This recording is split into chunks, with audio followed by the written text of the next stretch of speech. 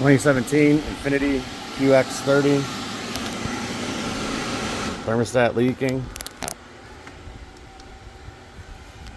So you're gonna have to remove this intake. All these vacuum lines I've already removed.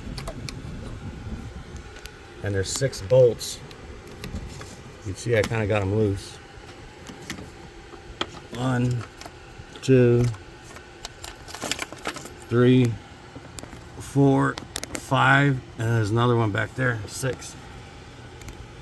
And then you're gonna have to, it's loose. You're gonna have to come over here and start taking the throttle body apart.